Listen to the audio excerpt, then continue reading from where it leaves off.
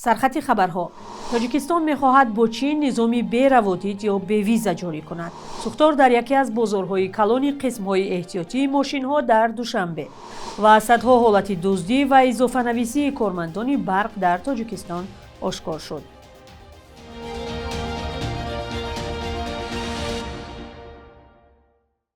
روز بخیر بینندگان بسیار گرامی، نوید بامدادی را با آخرین خبرها از استودیوی دوشنبگی رادیوی آزادی تقدیم شما میکنیم. امروز 6 فوریه سال 2026 و این آخرین برنامه در هفته روان است. سازمان گزارشگران بدون مرز قرارگاهش در فرانسه از مقامات تاجیکستان طلب کرده است که خبرنگار زندانی رخشانه حکیمова را فوری و بی یگان شرط آزاد کند. اظهارات سازمان روز 5 فوریه در صفحه‌اش در تلگرام نشر شد. در سالگرد اعلان حکم رخشانه حکیمova، دادگاه عالی تاجیکستان او را 5 فوریه سال 2025 به 8 سال زندان محکوم کرد، اما نه خودش و نزدیکانش آن را نپذیرفتند.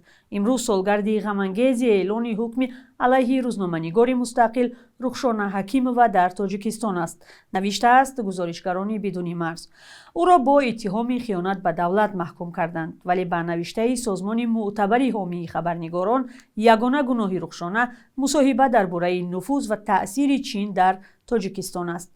سازمان گزارشگران بدون مرز بار دیگر حکم رخشانه حکیمova را خودسرانه خوانده شدیداً محکوم کرده است. رخشانه حکیمova 32 ساله ختم کرده بخش روزنامه‌نگاری دانشگاه ملی تاجیکستان و در گذشته کارمند مرکز تحقیقات ژورنالیستی نشریه‌های سمک، فرج و جوانان تاجیکستان بود. در بیشتر از 3 سال اخیر 10 روزنامه‌نگار و بلاگر تاجیک زندانی شدند. مقامات تاجیکستان مسئله بیکار کردن روادید یا ویزا را برای شهروندان چین بررسی دارند. جمشید جمعه‌خانزاده رئیس کمیته رشد سیاحی تاجیکستان روز 5 فوریه به خبرنگاران گفت این اقدام با هدف جلب بیشتر سیاحان روی دست گرفته شده است. به تاکید مقامدار تاجیک، جاری شدن نظام بدون روادید با چین میتواند بر رشد چند بخش مهم دیگر هم در کشور مساعدت کند. رئیس کمیته رشد سیاحی آسان کردن قاعده‌های روا را یکی از راه‌های اساسی جلب خارجیان به کشور خواند. چین یکی از بازارهای کلیدی برای بخش سیاحی تاجیکستان بوده است. مقامات تاجیک گفتند حالا همچنین شهروندان کشورهای عربی، انگلیا، آلمان، فرانسه، روسیه و کره جنوبی برای تماشا و سیاحت به تاجیکستان میل بیشتر دارند. بنا به آمار رسمی سال 2025 بیش از 1,700,000 سیاح از تاجیکستان دیدن کرده است. از این پیش تاجیکستان با ایران نظام روایی بدون روادید را به راه ماند. طبق این مقررات شهروندان تاجیکستان و ایران می توانند بدون روادید تا 30 روز توسط هواپیما به کشورهای همدیگر سفر و اقامت کنند. شب گذشته یکی از کلانترین بازارهای فروش قسم‌های احتیاطی ماشین‌ها در شهر دوشنبه آتش گرفته است. در نوارهایی که در شبکه‌های اجتماعی نشر شد دیده می‌شود قسمی از دکان‌های بازار واقع در محله معروف به افتاچنتر پررو سوخته است. در این مکان اساساً قسم‌های احتیاطی ماشین‌های کهنه فروخته می‌شود. در عکس و نوارها دیده می‌شود علنگه آتش خیلی بلند است و سوختار نشین‌ها تلاش دارند آن را خاموش کنند. سبب سوختار و حجم زیانی رسیده معلوم نیست. مقامات تا حال رسما در این باره خبری ندادند.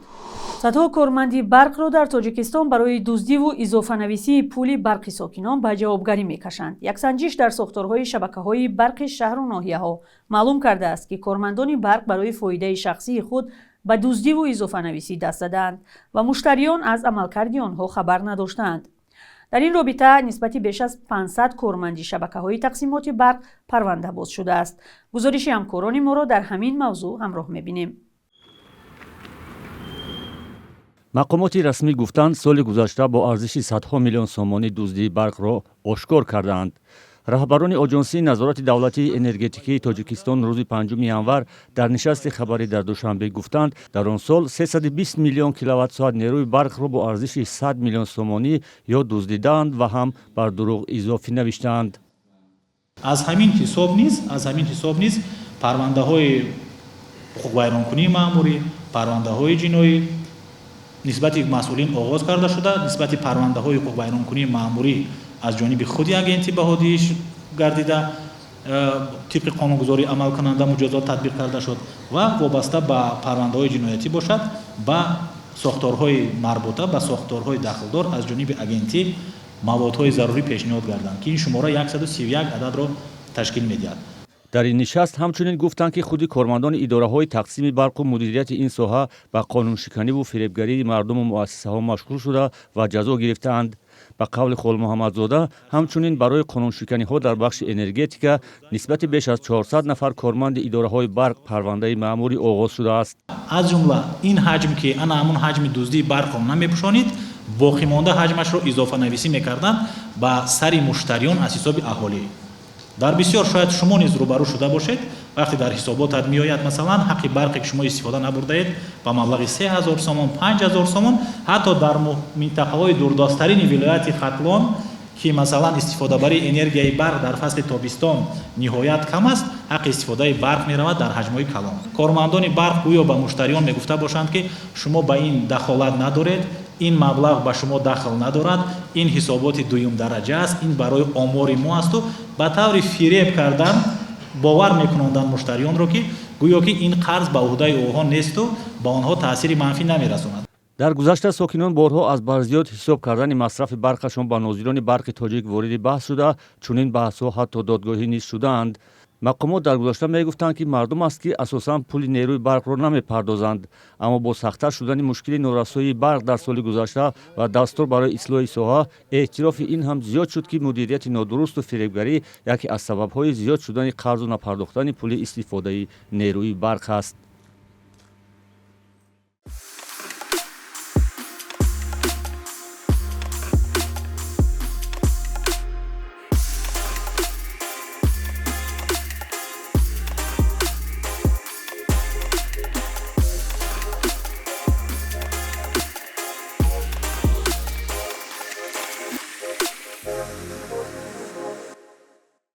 дар тоҷикистон 471 зан дар маҳбас қарор доранд. ҳамроҳ бо онҳо 11 кӯдаки ноболиғашон низ дар зиндон нигаҳдорӣ мешаванд. масъулини Кумитаи занон ва оилаи Тоҷикистон чанд моҳ пеш ба дидори занони маҳбус дар зиндони Норак рафтанд ва мегӯянд иҷрои хостаҳои ин занон аз тавони кумита ва салоҳияти онҳо берун аст. Бунафша Файзиддинзода ки рӯзи 5 феврал дар ҳузури хабарнигорон суҳбат мекард гуфт, онҳо тирамоҳи соли 2025 ба хабаргирии занони маҳбус дар зиндони занона воқеъ дар шаҳри Норак рафтанд ва занҳо аз шароити маҳбас ва муносибат бо онҳо шикояте надоранд.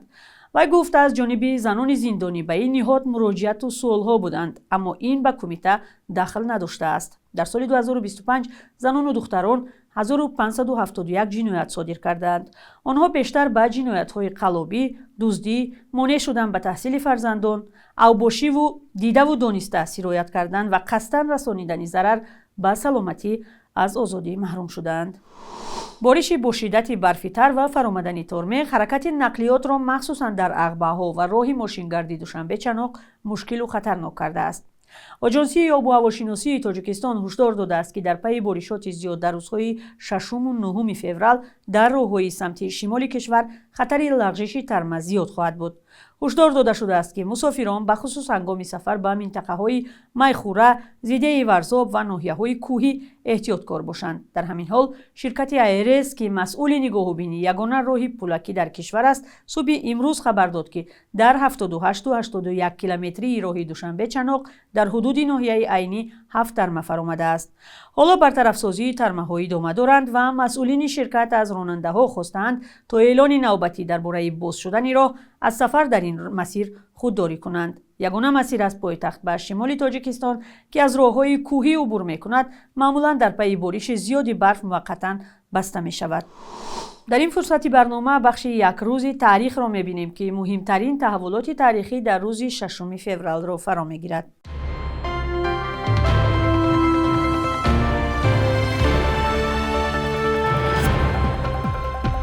6 феврали соли 1925 аввалин гурӯҳи милиса ба раҳбарии Абдулло Ёрмуҳаммадов аз шаҳри Бухоро вориди Душанбе шуд.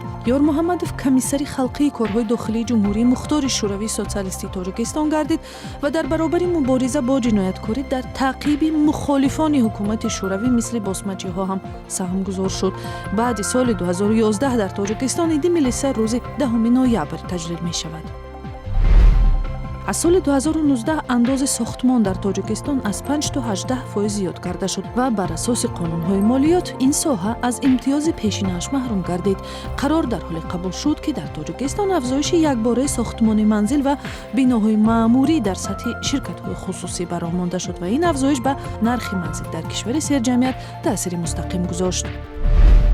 6 феврали соли 1948 донишманди тоҷик бохшои Лашкарбек таваллуд шудааст ки дар наздики 66 соли умраш ҳам ба ҳайси донишманди шарқшинос дар пажӯҳишгоҳи шарқшиносии фарҳангистони улуми Русия ва ҳам як ҳомии ҳуқуқи муҳоҷирон дар ин кишвар маъруф шуд. фаъолон ва мақомоти тоҷик мегӯянд ӯ дар баҳсҳову баррасиҳои масоили муҳоҷират дар Русия ҳамеша фаъолона ширкат ва аз мардум ва фарҳанги тоҷикистониён дифоъ мекард.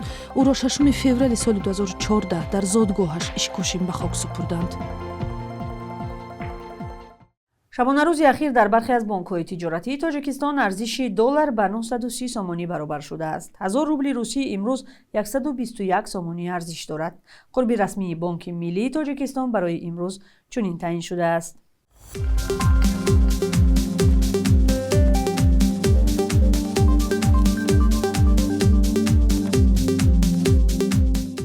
бинандаи азиз, ташаккур барои ҳамроҳӣ. навиди бомдодӣ буд бо чанд хабар. хабарҳои дигарро дар идомаи рӯз аз сомонаи радиои озодӣ ва саҳифаҳои мо дар шабакаҳои иҷтимоӣ пайдову тамошо кунед. то мулоқоти дигар, худо нигаҳдор.